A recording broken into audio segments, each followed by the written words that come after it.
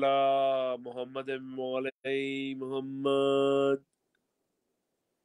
بسم اللہ الرحمن الرحیم. الحمدللہ الذی جعلنا من المتمسکین بولایت امیر المومنین. اللہم ایاک نعبد و ایاک نستعین. الصلاۃ والسلام تحیۃ والاکرام علی اشرف الانبیاء والمرسلین واولادہ الطیبین الطاہرین المعصومین ولعن اللہ تعالی علی اعدائہم اجمعین. اما بعد فقد قال حق سبحانہ تعالی فی کتابہ المجید وفرقان الحمید.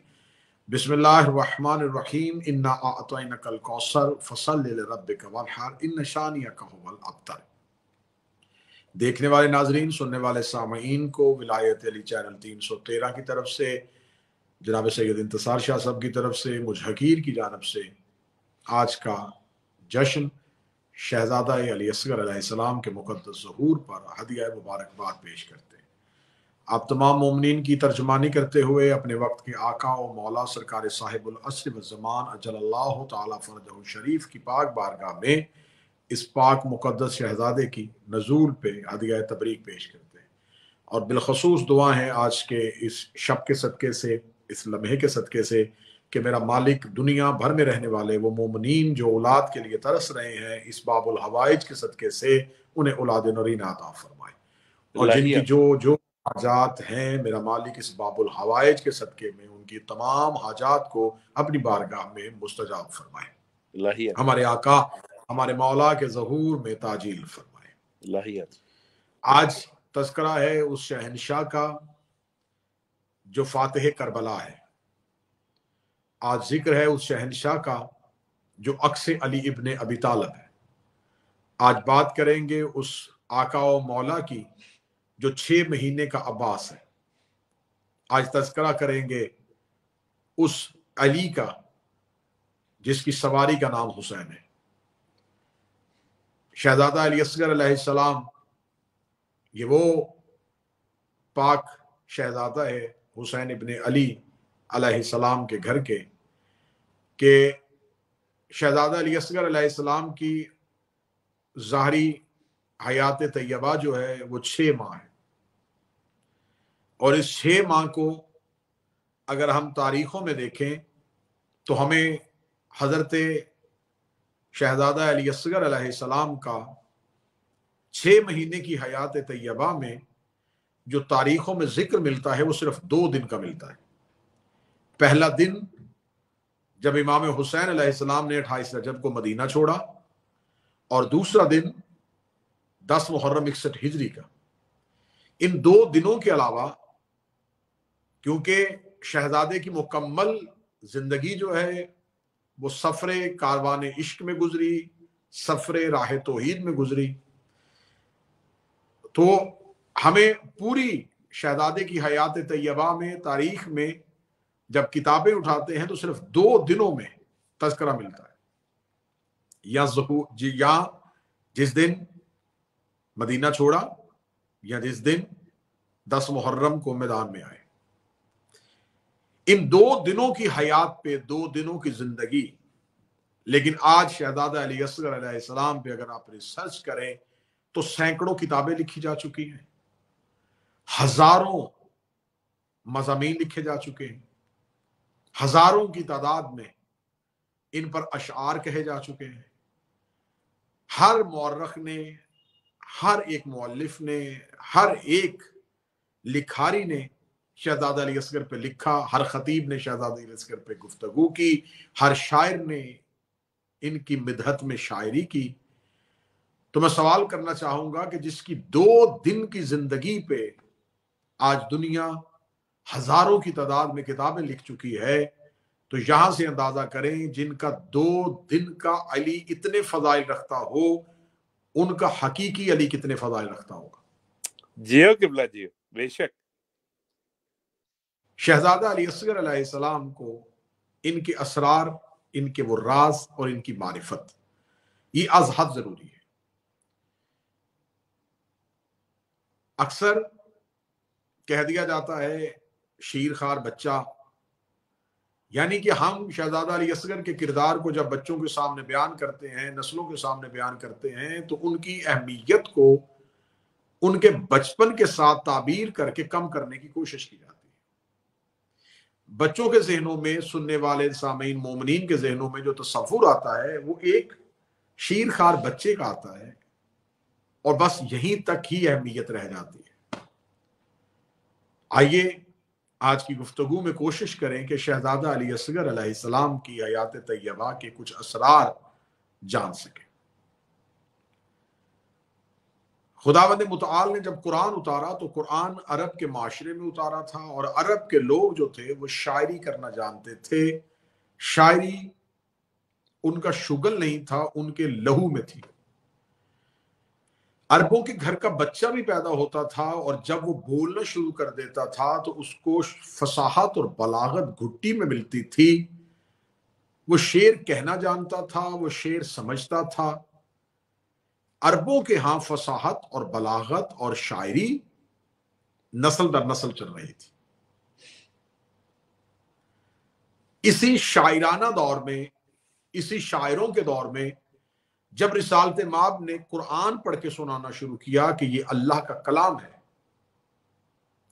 تو اس دور کے شاعروں کو اس میں اور اپنی گفتگو میں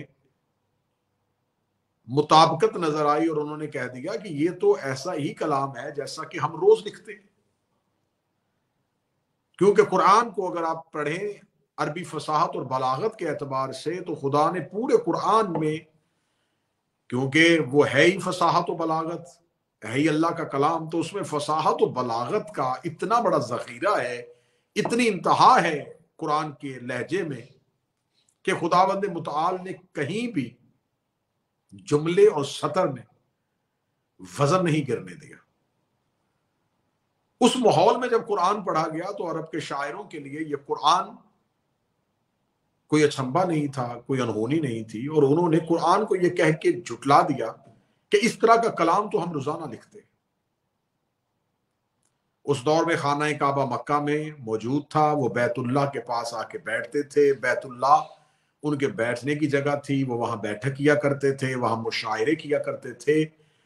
انہوں نے عرب کے 7 بڑے شاعر، 7 بڑے شعراء، جنہیں اس دور کے عرب کے سب شاعر اپنا سردار مانتے تھے اور انہیں شعراء کا سردار کہتے تھے، ان کی 7 نظمیں جو تھی جنہیں سبع معقلات کہتے ہیں، انہیں خانہ کعبہ کی دیوار پہ لٹکا دیا۔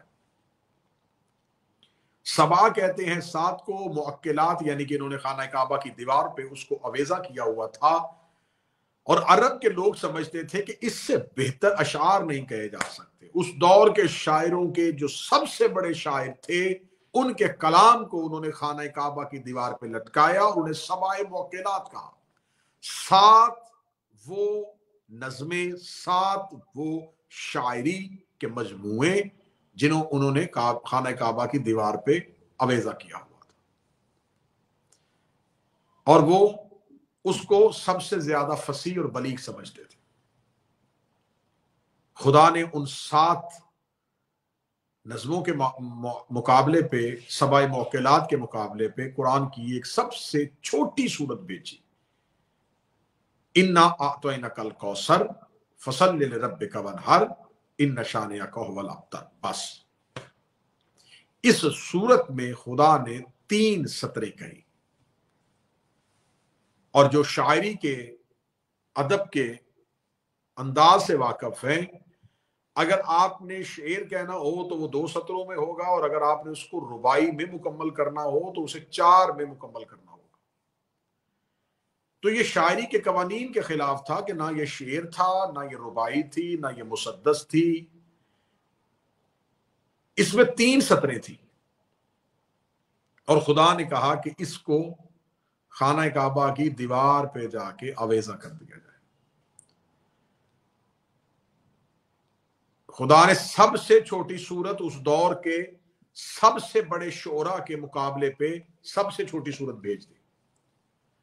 اب یہاں خدا کا ذرا انداز سمجھیے گا کہ خدا طاقتور کے مقابلے پہ چھوٹی نظر آنے والی چیز کو بھیج دیتا ہے۔ سبحان اللہ۔ بظاہر وہ چھوٹی نہیں ہوتی۔ اب اگر کوئی کہے کہ ان 7 نظموں کا مقابلہ سورہ کوثر سے اس لیے نہیں ہو سکتا کہ وہ 7 نظمیں تھیں اور یہ تو ایک چھوٹی سی صورت تھی. جس نے ظاہر دیکھا اسے صرف 3 سطریں نظر آئیں. جس نے حقیقت میں جا کے دیکھا تو وہ 7 لاکھ پہ بھی بھاری تھی. یہ خدا کا انداز ہے کہ خدا طاقت کے مقابلے پہ چھوٹی نظر آنے والی چیز کو بھیج کے کثرت کو چھوٹی سے ذلیل کرتا ہے. یہ خدا کا ہمیشہ دستور رہا. ہاتھیوں کا لشکر آیا تھا ابرہا لے کے, ہاتھیوں کا لشکر. اس دور میں گھوڑوں پہ جنگ ہوتی تھی. ہاتھیوں کا لشکر ایسا ہی تھا کہ جیسے آج کسی جگہ پہ بندوق کی لڑائی ہو اور وہاں کوئی ٹینک لے کے چلا جائے. ہاتھیوں کا لشکر چلا گیا. عرب ششدر رہ گئے کہ کبھی ہاتھی بھی یوں میدان میں آئے, اور ہاتھیوں کا لشکر آ گیا. وہ بہت قد آور لے کے آئے تھے. خدا نے سب سے چھوٹا پرندہ ڈھونڈا. خدا نے گھوڑوں کے ذریعے ان کو شکست نہیں دی.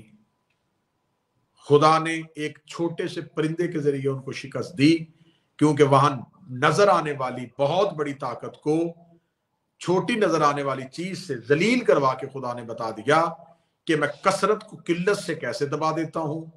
میں نظر آنے والی بہت بڑی طاقت کو چھوٹی نظر آنے والی چیز سے کیسے ذلیل کروا دیتا ہوں. بالکل بے عین ہی ایسے ہی جیسے خدا نے 7 نظموں کے مقابلے پہ سب سے چھوٹی صورت بھیج دی. ابابیل کا لشکر بھیجا ابرہا کے ہاتھیوں کے لشکر کے سامنے میں. بالکل ایسے ہی جیسے خدا نے بہت بڑے شعراء کے مقابلے پہ چھوٹی صورت بھیج دی, بہت بڑے لشکر کے مقابلے پہ ابابیل بھیج دیا, ایسے ہی 10 محرم کو حسین نے 9 لاکھ کے مقابلے پہ علی اصغر بھیج دیا. جیسے سورہ کوثر نے انہیں ذلیل کیا تھا, جیسے ابابیل کی وجہ سے ابرہا ذلیل ہو گیا. ایک شہزادہ علی اصغر کی مسکراہٹ نے 9 لاکھ کو ذلیل کر دیا. اب جب انہوں نے سبائے موکلات, وہ 7 نظمیں جو آویزاں کی ہوئی تھیں, جب رسول نے وہاں پر لکھی اِنَّا أَعْطَيْنَاكَ الْكَوْثَرَ فَصَلِّ لِرَبِّكَ وَانْحَرْ إِنَّ شَانِئَكَ هُوَ الْأَبْتَرُ, تو کھلا چیلنج کیا کہ اگر تم میں سے کوئی بہت بڑا شاعر ہے تو آئے اس کے نیچے 4تھی سطر لکھے اور اسے مکمل کرے. عرب کے شعراء میں ہلچل مچ گئی. عرب کے شعراء نے ایک دوسرے کا منہ دیکھنا شروع کیا. جب بھی وہ قلم اٹھاتے تھے, جب بھی لکھنا شروع کر دیتے تھے, یا ردیف نہیں ملتا, یا قافیہ نہیں ملتا, یا وزن گر جاتا ہے, فصاحت کم ہو جاتی ہے, بلاغت وہ نہیں رہتی, لہجہ وہ نہیں رہتا. آخر پریشان ہوئے, اور پریشان ہو کے انہوں نے شعراء کی میٹنگ کی. شعراء کی میٹنگ کرنے کے بعد اس دور کے سب سے بڑے شاعر جسے امراء القیس کہا جاتا ہے اسے بلایا گیا. امراء القیس نے خانہ کعبہ کی دیوار کے باہر کھڑے ہو کے سامنے سے اِنَّا أَعْطَيْنَاكَ الْكَوْثَرَ کی صورت کو پڑھا. اس نے 3 سطریں پڑھی, اور سطریں پڑھنے کے بعد اس نے قلم اٹھایا اور اس کے نیچے 4تھی سطر لکھ دی, ما ھذا کلام البشر, یہ کسی بشر کا کلام نہیں ہے. اس ایک سطر میں ردیف کا بھی خیال کیا گیا, قافیہ کا بھی خیال کیا گیا, اور اس میں اپنا انکار بھی کر دیا کہ یہ بشر کا کلام نہیں ہے. اللہ کی کبریائی کا اعلان بھی کر دیا. یعنی کہ امراء القیس نے نظم ربائی کو مکمل تو کر دیا, مکمل کرنے کے بعد اپنی شکست کا اعلان 4تھی سطر میں بھی کر دیا کہ میں اسے مکمل کر رہا ہوں لیکن ہار کے مکمل کر رہا ہوں. میں اسے مکمل کر رہا ہوں لیکن جیت کے نہیں ہے, شکست خوردہ ہو کے مکمل کر رہا ہوں. جو ہی اس نے لکھا ما ھذا کلام البشر, یہ کسی بشر کا کلام نہیں ہے, اس میں اللہ کی وحدانیت کو مان لیا, اس میں سورہ کوثر کی حقیقت کو مان لیا, قرآن کی صداقت کو مان لیا. رسالت مآب نے امراء القیس کو بلایا, اور امراء القیس کو بلا کے کہا کہ تو نے احسان کیا ہے, تو نے توحید کو ممنون کیا ہے, تو نے اسلام کو مکروز کیا ہے, تو نے عرب کے شعراء کے سامنے قرآن کی صداقت کو تسلیم کیا ہے. جیسے تو نے سورہ کوثر کے آگے اپنی ایک سطر لکھ کے سورہ کوثر کی حقیقت کو واضح کر دیا ہے. وہ خدا کبھی کسی کا قرض نہیں رکھتا, میں محمد بھی کبھی کسی کا قرض نہیں رکھتا, میں تجھے یہ قرض واپس کروں گا. اسی امراء القیس کو اللہ نے بیٹی دی, نام اس کا شہزادی رباب تھا. اسی رسول کے ہاں جو بیٹا آیا نام اس کا حسین ابن علی تھا. خدا نے حسین ابن علی کا عقد جناب رباب کے ساتھ کیا. شہزادی رباب حسین ابن علی مولا کے گھر میں آئی. شہزادی رباب کے گھر میں شہزادہ علی اصغر کا ظہور ہوا. امراء القیس کا وہ وعدہ جو پروردگار سے تھا, جیسے اس نے اپنی ایک سطر کے ساتھ کوثر کی حقیقت کو واضح کر دیا تھا, خدا نے اس کے قرض کا بدلہ دے دیا. اس کی نسل میں سے ایک بیٹی, اور اسی بیٹی کی گود میں ایک حجت کو اتار کے, ایک شہزادے کو اتار کے, لاکھوں کے مجمع میں اصغر کی مسکراہٹ کے ساتھ اسلام کو غالب کر دیا۔ نعرہ حیدری یا علی علی علی علی، کیا بات ہے قبلہ۔ ہر بچہ تیرا دین پہ غالب نکلا، بڑی مشکل تیرا اصغر ابو طالب نکلا، شہزادہ علی اصغر علیہ السلام، یہ اللہ کی کائنات کا وہ واحد شہزادہ۔ اب آئیے اسرار کو دیکھتے ہیں، آخر 6 ماہ کی حیات طیبہ ہی کیوں تھی؟ اور 6 ماہ کی حیات طیبہ میں ہی امام حسین ابن علی نے 10 محرم کو، ان کو صبح کے وقت نہیں، ان کو دوپہر کے وقت نہیں، ان کو بالکل اپنے سے پہلے میدان میں کیوں لے کے آئے؟ مصائب کی روایت ہے لیکن فضائل نکالنے لگا۔ اس سے پہلے ہمیں 2 جگہوں پہ 2 بچوں کے بولنے کا ذکر ملتا ہے۔ پہلا سورہ یوسف میں، حضرت یوسف عزیز مصر کے محل میں رہتے تھے، زلیخا نے حضرت یوسف کی عصمت پہ حملہ کیا، حضرت یوسف زلیخا کے آگے دوڑے، زلیخا تعاقب میں تھی، پہلا دروازہ کھلا، دوسرا دروازہ کھلا، تیسرا دروازہ کھلا، چوتھا دروازہ کھلا، 5ویں دروازے سے گزرے، 6ٹھے دروازے کو عبور کرتے ہوئے 7ویں کوٹری میں جا کے جناب یوسف رک گئے۔ عصمت کا تحفظ کرنا تھا تو پہلی کوٹری میں بھی ہو سکتا تھا، عصمت کا تحفظ کرنا تھا دوسرے دروازے میں بھی ہو سکتا تھا، 7ویں کوٹری تک حضرت یوسف کیوں گئے؟ قرآن نے اس راز کو کھول دیا۔ قرآن نے کہا کہ اس لیے کہ 7ویں کوٹری کے اندر ایک گہوارہ تھا، اس گہوارے میں ایک بچہ تھا، حضرت یوسف وہاں تک پہنچے اور وہاں جا کے رک گئے۔ 7ویں کوٹری میں یوسف کا رکنا تھا، یا ادھر سے عزیز مصر آیا، عزیز مصر نے 7ویں کوٹری میں اپنی بیوی کے ساتھ یوسف جیسا غلام دیکھا۔ قرآن نے پورا واقعہ کھول کے بیان کیا ہوا ہے، میں صرف آپ کے سامنے اس کو بیان کر رہا ہوں کہ زلیخا نے عزیز مصر سے کہا کیا ارادہ رکھے گا تو اس کے بارے میں جو تیری ناموس پہ حملہ کرے۔ عزیز مصر کو جب گمراہ کرنے کی کوشش کی گئی اور جناب یوسف کی عصمت پہ حملہ ہوا تو جناب یوسف نے فوراً گہوارے کی طرف دیکھا اور گہوارے کی طرف دیکھ کے کہا کہ یہ بچہ میری گواہی دے گا۔ جب کہا یہ میری گواہی دے گا تو ششدر رہ گیا، حیران ہو گیا عزیز مصر کہ گہوارے کا بچہ کیسے بولے گا۔ قرآن کہتا ہے لیکن اس بچے نے بول کے یوسف کی عصمت کی گواہی دی۔ اس کا مطلب ہے کہ یوسف 7ویں کوٹری میں اس لیے گئے، گواہ 7ویں کوٹری میں تھا۔ جناب یوسف کو 7ویں کوٹری میں جانا پڑا اس لیے کہ گواہ 7ویں کوٹری میں تھا۔ تو ہمیشہ مدعی کو اپنے دعوے کو حق ثابت کرنے کے لیے گواہ کی ضرورت ہوتی ہے۔ مدعی پہلی کوٹری میں تھا، گواہ 7ویں کوٹری میں تھا، گواہ چل کے پہلی کوٹری میں نہیں آیا، مدعی چل کے 7ویں کوٹری میں گیا، اس لیے کہ مدعی کو اپنے مقدمے کو ثابت کرنے کے لیے گواہ کی ضرورت ہوتی ہے، مدعی کو اپنی دلیل ثابت کرنے کے لیے گواہ کی ضرورت ہوتی ہے۔ جیسے یوسف نے 7ویں کوٹری میں جا کے گواہ کے سامنے اپنی نبوت کا اعلان کیا تھا اور اپنی عصمت کا اعلان کیا تھا کہ میں معصوم ہوں، اس لیے کہ گواہ مل گیا تھا، اس لیے 40 سال تک مصطفیٰ خاموش رہے۔ جو ہی 13 رجب کو علی جیسا گواہ آیا تو نبوت کا اعلان کر دیا، اس لیے کہ گواہ مل گیا تھا۔ نعرہ حیدری یا علی علی علی علی علی علی، جیو قبلہ جیو، سبحان اللہ۔ اب جناب یوسف کا قرآن میں پہلا گواہ یوسف کا گواہ گہوارے میں، دوسرا گواہ جناب مریم کا، کون؟ عیسیٰ نبی۔ یہاں تھا جناب مریم کی عصمت پر حملہ، یہاں تھا جناب مریم کی معصومیت پر حملہ۔ الزام لگانے والی کون تھی؟ قوم۔ الزام لگانے والے کون تھے؟ جناب مریم کے خاندان کے لوگ۔ الزام لگانے والے کون تھے؟ جناب مریم کے قبیلے کے لوگ، اور وہ یہ کہہ رہے تھے کہ نہ تیرا باپ ایسا نہ تیری ماں ایسی، یہ بچہ کہاں سے آیا؟ قرآن کہتا ہے کہ حضرت عیسیٰ نے بول کے ماں کی عزت اور عصمت کی گواہی دی، انی عبد اللہ عطانی الکتاب وجعلنی نبیّ، میں اللہ کا بندہ ہوں، کتاب لے کے آیا ہوں، نبی بن کے آیا ہوں۔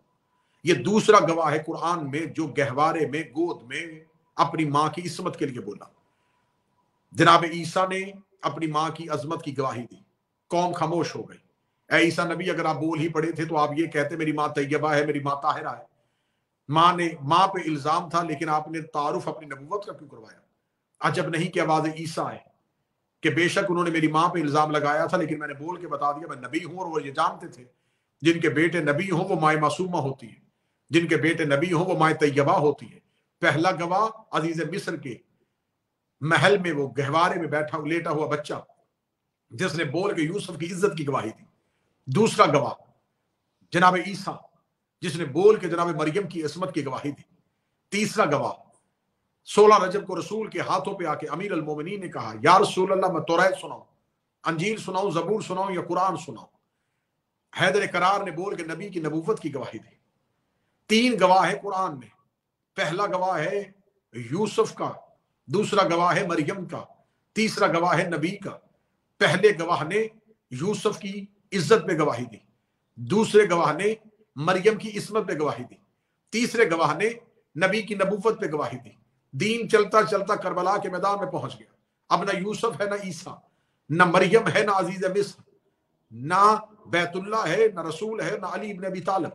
اسلام کی سانسیں اکھڑ رہی تھی، سامنے 9 لاکھ کھڑے تھے، اور 9 لاکھ کھڑے ہو کے یہ نہیں کہہ رہے تھے کہ حسین رسول کا بیٹا نہیں، وہ یہ نہیں کہہ رہے تھے کہ حسین جنت کا سردار نہیں، وہ یہ نہیں کہہ رہے تھے کہ جنت سے لباس حسین کے لیے نہیں آیا، وہ یہ نہیں کہہ رہے تھے کہ حسین مہر نبوت کے سوار نہیں، وہ یہ نہیں کہہ رہے تھے کہ حسین کا بھائی حسن نہیں، وہ یہ نہیں کہہ رہے تھے علی ابن ابی طالب جو ہے وہ اللہ کا ولی نہیں، وہ صرف یہ نہیں کہہ رہے تھے کہ محمد اللہ کا رسول نہیں، وہ صرف یہ نہیں کہہ رہے تھے کہ عیسیٰ اللہ کا نبی نہیں، وہ صرف یہ نہیں کہہ رہے تھے کہ موسیٰ اللہ کا نبی نہیں، ان کا دعویٰ صرف یہ نہیں تھا کہ آدم اللہ کا نبی نہیں۔ انہوں نے اعلان کیا کیا تھا؟ نہ کوئی خدا، نہ کوئی کتاب، نہ کوئی وحی۔ یہ بنی ہاشم کا ڈھونگ تھا اقتدار رچانے کے لیے۔ اس کا مطلب ہے کہ الزام تھا توحید پہ، حملہ کر دیا تھا نبیوں کی نبوت پر، حملہ کر دیا تھا حسین کی عزت پر، حملہ کر دیا تھا علی کی ولایت پر۔ جو صرف ایک یوسف کی گواہی دے وہ عزیز مصر کے گہوارے میں بچہ، جو صرف مریم کی گواہی دے اسے عیسیٰ کہا جاتا ہے، جو صرف مصطفیٰ کی گواہی دے اسے علی کہا جاتا ہے، جو حسین سے لے کے آدم تک پورے دین کی توحید تک گواہی دے اسے علی اصغر کہتے ہیں۔ نعرہ حیدری یا علی علی علی علی علی اللہم صلی اللہ محمد محمد۔ جیو قبلہ جیو، سبحان اللہ۔ کیا شہزادہ علی اصغر کو حسین ابن علی 10 محرم 61 ہجری میں معاذ اللہ ثم معاذ اللہ تیر سے شہید کروانے کے لیے میدان میں نہیں لے کے آئے تھے۔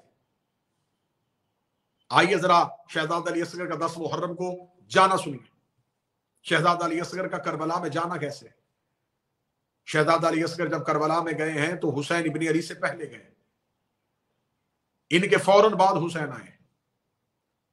کربلا میں شہداء کی فہرست میں آخری نمبر کے شہید حسین اور اس سے پہلے علی اصغر علیہ السلام۔ لیکن کربلا میں ہمیں ہر ایک نبیوں کی سواری کے نام آپ کو کتابوں سے مل جائیں گے۔ نبی کی سواری اونٹنی تھی، اس کا نام غصبہ تھا۔ ایک اونٹنی تھی جس کا نام قصوہ تھا۔ علی کا گھوڑا تھا، نام اس کا دلدل تھا۔ حسین ابن علی کا گھوڑا تھا، نام اس کا مرتجز تھا۔ عباس کا گھوڑا تھا، نام اس کا اشل تھا۔ علی اکبر کا گھوڑا تھا، نام اس کا عقاب تھا۔ حضرت قاسم کا گھوڑا تھا، نام اس کا معصوم تھا۔ جتنے بھی نبی، جتنے بھی امام، جتنے بھی معصوم ہوتے ہیں ان کی سواریوں کے بھی نام ہوتے ہیں۔ یہ اہل بیت کی عزت ہے کہ یہ جانور کو بھی بے نام نہیں رہنے دیتے، یہ جس پہ سواری کرتے ہیں اس جانور کو بھی نام پر کر دیتے ہیں۔ علی دلدل پہ آتے تھے، حسین مرتجز پہ آتے تھے، نبی غصبہ پہ گئے تھے۔ نبی معراج کو جس سواری پہ گئے اس کا تذکرہ بھی قرآن میں موجود ہے۔ اس کا مطلب ہے کہ ہر معصوم کسی نہ کسی سواری کے ساتھ گیا، سواری کو معتبر کیا، سواری کو نامور کیا۔ امام حسین ابن علی بچپن میں پشتے رہوار پہ پہلے نہیں آئے، پہلے رسول کے کاندھوں پہ آئے۔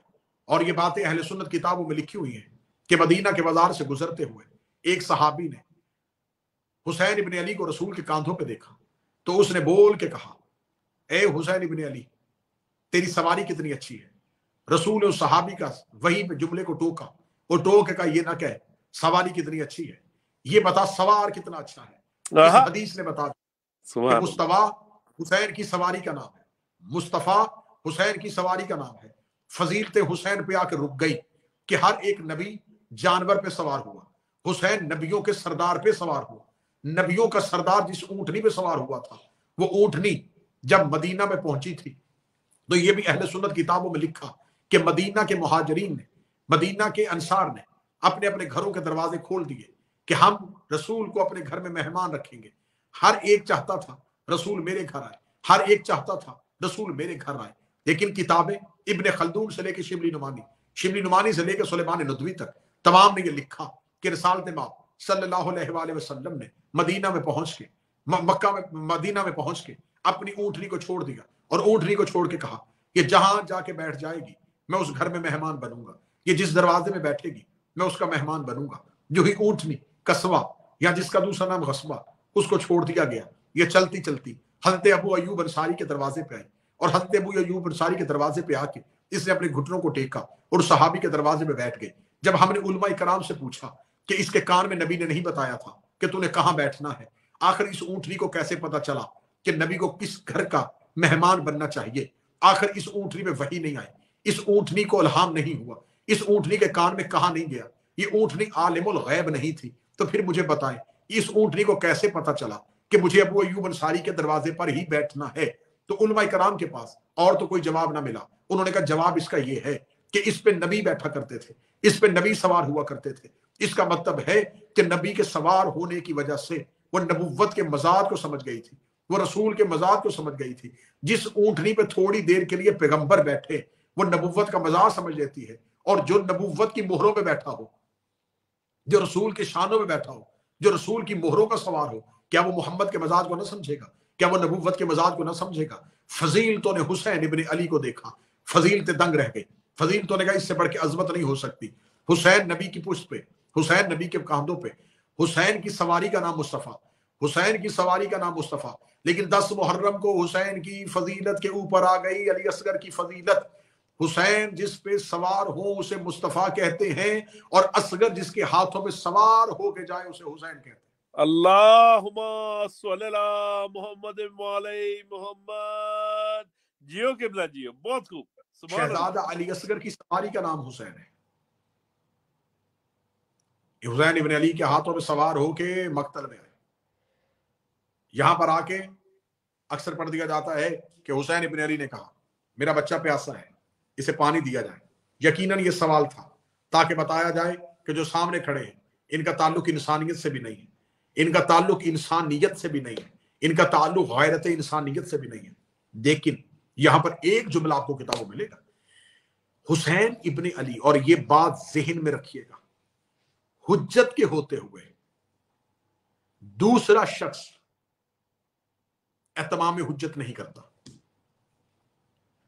जब तक रसूल मौजूद थे अली खामोश थे, जब तक अली मौजूद थे इमाम हसन खामोश थे, जब तक इमाम हसन मौजूद थे इमाम हुसैन खामोश थे। जब इमाम हुसैन का दौर आया अब्बास खामोश, अली अकबर खामोश। एक हुज्जत के होते हुए दूसरा मासूम दावा नहीं करता। नबुव्वत के होते हुए इमामत ने दावा नहीं किया, अली इब्ने अबी तालिब के होते हुए इमाम हसन ने दावा नहीं किया, इमाम हसन के होते हुए इमाम हुसैन ने दावा नहीं किया, इमाम हुसैन की जिंदगी में अब्बास ने तमाम हुज्जत नहीं किया। हाय शहजादा अली असगर, टूट जाएंगी कलमें, सूख जाएंगे समुंदर, इससे बढ़ के और फजीलत क्या बयान करूं। 10 मुहर्रम को हुसैन इब्न अली ने लाखों के सामने खड़े होके हुसैन को, असगर को हाथों पे उठा के कहा असगर हुज्जत को तमाम कर, असगर हुज्जत को तमाम कर, मुंह से बोल के गवाही दे। शहजादा अली असगर मुंह से बोले, अल अतश की आवाज दी। दुनिया ने लिखा कि एक बच्चा पानी मांग रहा था, बच्चा पानी नहीं मांग रहा था।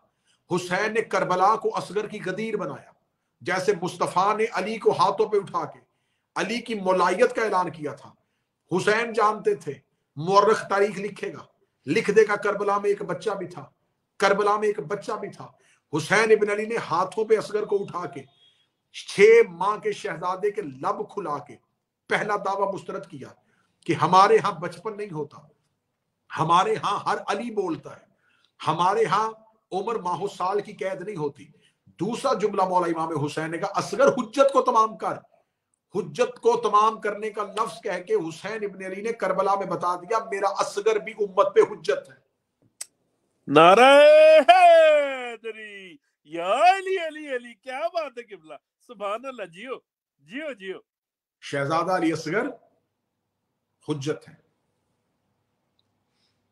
इस अंदाज से हुसैन इब्न ने तारुफ करवाया कि अब इनका लकब है बाबुल हवाइज। ये अहले बैत के घर के 5वें बाबुल हवाइज है। अब्बास अलैहिस्सलाम 32 साल का बाबुल हवाइज है, अली असगर 6 माह का बाबुल हवाइज है। शहजादा अली असगर ने अपने मुस्कुराहट के साथ 9 लाख को हरा दिया। अब ये बात भी, क्योंकि मैंने कहा 2 दिन की जिंदगी से ही पूरे फजाइल पढ़ने हैं, 2 दिन की जिंदगी से शहजादा अली असगर की पूरी सीरत निकालनी है। ये भी मक्तल के मुअर्रिखीन ने लिखा कि शहजादा अली असगर बवक्त शहादत मुस्कुराए। आप शहजादा अली असगर पे लिखी हुई शायरी को उठाएं, आप शहजादा अली असगर पे लिखी हुई किताबों को उठाएं, तो आपको ये बात मिलेगी कि शहजादा अली असगर वक्त शहादत मुस्कुराए थे। अब किताब का नाम मैं नोट करवाने लगा हूं, अलल शराए, लिखने वाला शेख सद्दूक। ये मैं उन कम अक्ल और कम मारिफत मुकस्सरीन के लिए ये लफ्ज नोट करवाने लगा हूं ताकि वो हवाले को महफूज कर ले। अलल शराए शेख सद्दूक, इनकार नहीं कर सकता कोई मौलवी, शेख सद्दूक। उसमें एक हदीस लिखी, हदीस का रावी है मुफज्जल। उसने हदीस सुनी है हजरत इमाम सादिक से। उसने इमाम सादिक अलैहिस्सलाम से पूछा, ए फर्जंद रसूल, हम बाज़ा औकात देखते हैं कि छोटा बच्चा, शीरखार बच्चा सोते हुए अचानक मुस्कुराता है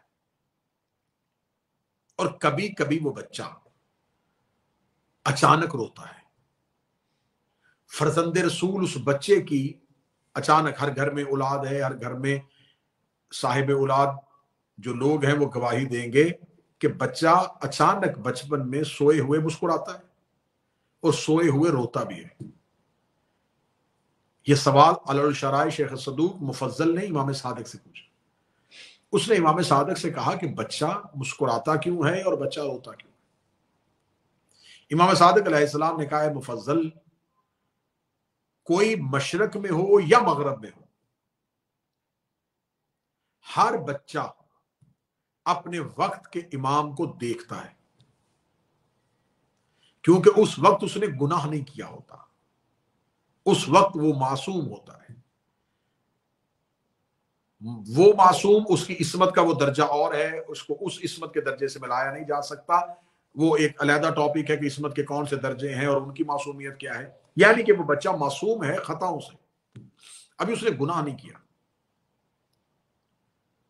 उसने कोई गुनाह नहीं किया, वो मासूम है, उसकी अकल पाक है, उसका शऊर पाक है, उसका बदन साफ है, पाक है, वो गुनाहों से अभी आमेज़श नहीं हुई, तो लिहाजा वो अपने वक्त के इमाम को देखता है। इमाम सादिक ने कहा, मुफज्जल, जब वो इमाम को देखता है तो वो मुस्कुराता है, और जो ही इमाम उसकी नजरों से ओझल होते हैं तो वो इमाम की जुदाई में रोता है। उसका अचानक मुस्कुराना है इमाम की जियारत, उसका अचानक रोना है जिसकी जियारत कर रहा था उसका गायब हो जाना।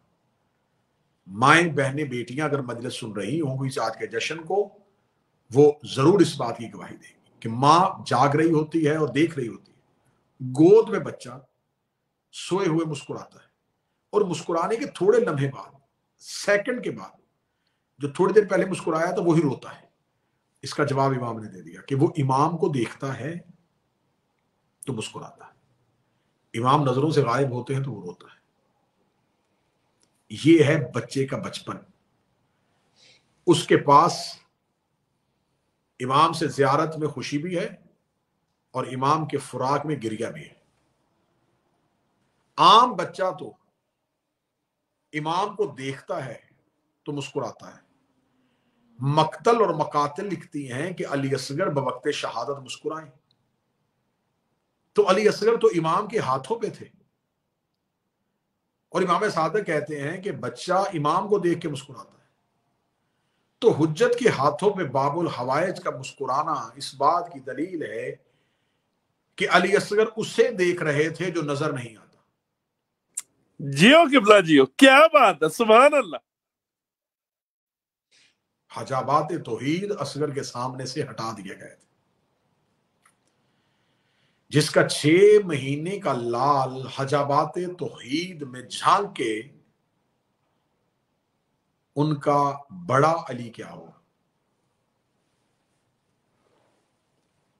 جدی زیدان ایک عیسائی مورخ ہے، اس نے لکھا کہ شہزادہ علی اصغر کا جو لہو ان کی گلوئے اطہر سے ان کی گردنیں مبارک سے نکلا تھا تیر کے ساتھ زخمی ہونے کی وجہ سے، تو امام حسین ابن علی نے، یہ سب نے لکھا ہے کہ حسین ابن علی نے اس خون کو آسمان کی طرف پھینکنا چاہا تو آسمان نے مجبوری بتائی، زمین کی طرف پھینکنا چاہا زمین نے مجبوری بتائی۔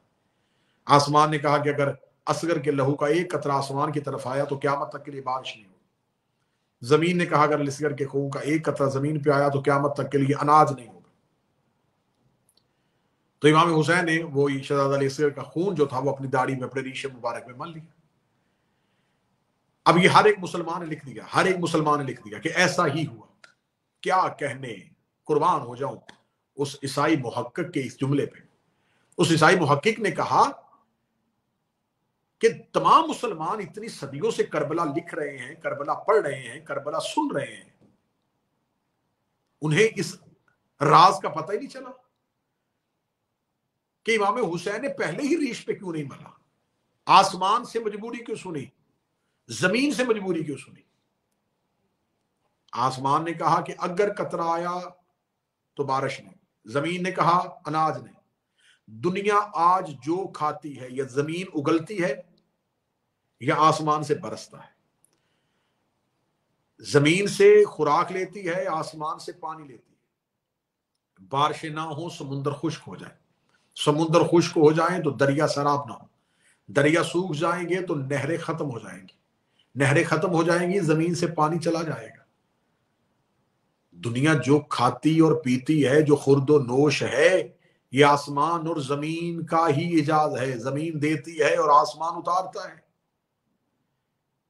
علی اصغر کا لہو جو تھا اس سے آسمان نے کہا کہ بارش نہیں، زمین نے کہا اناج نہیں۔ جدی زیدان مورخ نے کہا حسین کی مٹھی پہ بیٹے کا لہو نہیں، کائنات کا رزق بند تھا۔ کیا بات ہے جیو قبلہ، بے شک۔ حسین چاہتے تو انسانیت کو اناج سے محروم کر دیتے، حسین چاہتے انسانیت کو پانی سے محروم کر دیتے۔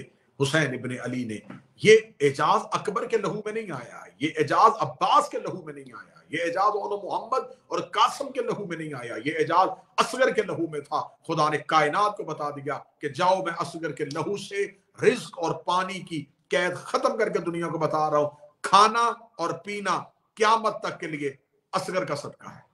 نعرہ حیدری، یا علی علی علی علی، کیا بات ہے قبلہ، سبحان اللہ۔ جاؤ پانی پیو اصغر کا صدقہ، جاؤ کھانا کھاؤ اصغر کا صدقہ، جاؤ اناج لو اصغر کا صدقہ۔ بے شک۔ تو میں تو کہوں گا کہ اب یہاں سے چاہے کفر کی کمان میں کوئی شرک کا تیر داغے تو داغے، سینہ حاضر ہے، ہمارے رازق کا نام علی اصغر ہے۔ کیا بات ہے ہم قبلہ، سبحان اللہ۔ الحوائج سے رزق پاتے، ہم باب الحوائج سے رزق پاتے ہیں۔ سننے والے سامعین، دیکھنے والے ناظرین کی خدمت میں گزارش کروں گا کہ یہ شب بڑی مخصوص ہے۔ اس شب کو عام شب نہ سمجھیے گا، اس شب کو معمولی شب نہ سمجھیے گا۔ میں وظیفہ بتا رہا ہوں، میں مجرب ترین عمل بتا رہا ہوں، بالخصوص ان کے لیے جو بے اولاد ہیں۔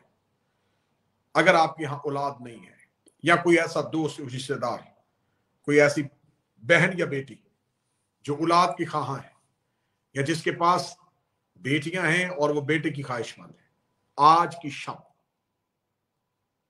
2 رکعت نماز بارگاہ قدرت میں ہدیہ کرے شہزادہ علی اصغر کو۔ پہلی رکعت میں الحمد کے بعد 3 مرتبہ سورہ کوثر، دوسری رکعت میں الحمد کے بعد پھر 3 مرتبہ سورہ کوثر، کم از کم 3، زیادہ سے زیادہ 7، 3 مرتبہ یا 7 مرتبہ سورہ کوثر کا پڑھنے کے بعد مثل نماز صبح ہو، سلام کے بعد نماز کو بجا لائے، اور بجا لانے کے بعد بارگاہ پروردگار میں شہزادہ علی اصغر کے وسیلے سے دعا مانگے، باب الحوائج کو، حاجتوں کے دروازے کو وسیلہ قرار دیں، دودھ پہ شہزادہ علی اصغر کی نیاز دیں، بالخصوص بے اولادوں کے لیے، بالعموم بیمار ہو، مقروض ہو، کوئی مخصوص حاجت ہے، کوئی بہت بڑی مشکل ہے، کوئی بہت بڑی پریشانی ہے، پورا سال بھی کر سکتے ہیں، لیکن شہزادہ کے نزول کی رات، ظہور کی رات اگر آپ اس عمل کو بجا لاتے ہیں، شہزادہ علی اصغر ضامن ہیں کہ آپ کی وہ مصیبت لمحوں میں ختم ہو جائے گی، وہ مشکل فوراً ختم ہو جائے گی، حاجت فوراً بارگاہ باب الحوائج میں قبول ہو جائے گی۔ دودھ پہ شہزادہ علی اصغر کی نیاز دیں اور بچوں میں اسے بانٹ دیں۔ اس کے بعد اس عمل کو اپنی زندگی کا خاصا بنا لیں کہ مشکل سے مشکل ترین امور آ جائیں، تو باب الحوائج کو وسیلہ بنا کے بارگاہ پروردگار میں باب الحوائج کے وسیلے سے دعا کریں، شہزادہ علی اصغر کی حضور دعا کریں کہ اے شہزادہ علی اصغر میری مشکل کو ٹال دیں، دودھ پہ نیاز دیں، شہزادہ علی اصغر کو حاجت بنائیں، فوراً مشکلات حل ہوں گی، فوراً مصیبتیں حل ہوں گی۔ یہ علی کا وہ بیٹا ہے جو آج بھی حاجتیں پوری کرتا ہے، یہ علی کا وہ بیٹا ہے جو آج بھی بے اولادوں کو اولاد دیتا ہے، جس کا گہوارہ آج بھی بے اولاد ماؤں کے دل کی تسلی ہے۔ خداوند متعال اس شہزادے کے صدقے سے آپ تمام مومنین کی پریشانیوں کو دور فرمائے۔ بارگاہ رب العزت میں دعائے شہزادہ علی اصغر کے وسیلہ سے سید انتظار شاہ صاحب میرے بھائی، جو بالخصوص تمام آئمہ اور تمام معصومین کے ساتھ تو ایک رغبت ہے، لیکن ان کا خصوصی توسل ہے شہزادہ علی اصغر کے ساتھ، مالک بارگاہ باب الحوائج میں التماس ہے، ملتمس ہے کہ سیدزادے کی توفیقات خیر میں اضافہ فرمائے، ان کے تمام پریشانیاں دور فرمائے، ان کی حاجات مستجاب فرمائے، ان کے بچوں کو شہزادہ علی اصغر کا سپاہی، مولا امیر المومنین کی ولایت پہ کاربند، جناب سیدہ کا طرفدار اور وقت کے امام کا سپاہی بنائے۔ میرا مالک ان کی اہلیہ، ان کا خاندان، ان کے اپنے بھائی بہنیں، ان کے مرحومین، میرا مالک تمام کی مرحومین کی مغفرت فرمائے، اور جو زندہ موجود ہیں ان کو عمر خضر صحت کے ساتھ عطا فرمائے، بچیوں کے مستقبل روشن، بیٹوں کے نصیب نیک۔ میرا مالک دنیا میں رہنے والے تمام مومنین کو امام حسین علیہ السلام کے اس پاک شہزادے کی عزت و عظمت کے صدقے سے ان کی جتنی حاجات ہیں وہ مستجاب فرمائے، جتنی پریشانیاں ہیں وہ دور، جو بیمار ہیں انہیں شفا عطا فرمائے، بالخصوص آج کی شب جو بے اولاد ہیں میرا مالک انہیں اولاد نرینہ عطا فرمائے، جن کی اولاد ہے انہیں عمل صالح کرنے کی توفیق عطا فرمائے، اور ہمارے آقا، ہمارے مولا، ہمارے وقت کے امام کے ظہور میں تعجیل فرمائے، ہمیں اپنے مولا کے لشکر حق میں شامل ہونے کی توفیق عطا فرمائے، ہمیں مولا کا انتظار نصیب فرمائے، بعد از انتظار دیدار نصیب فرمائے، بعد از دیدار نصرت نصیب فرمائے، مالک کے قدموں میں شہادت کی موت نصیب فرمائے۔ اگر ہم مولا کے آنے سے پہلے دنیا سے چلے جائیں، ہمیں مولا کے ظہور میں دور رجت میں میرا مالک ہمیں امام کے نوکروں کے ساتھ معشوق فرمائے، امام کے نوکروں کے ساتھ اٹھائے۔ ربنا تقبل منا انک انت السمیع الدعاء، آمین یا رب العالمین۔ اللہم صلی علی محمد و آل محمد۔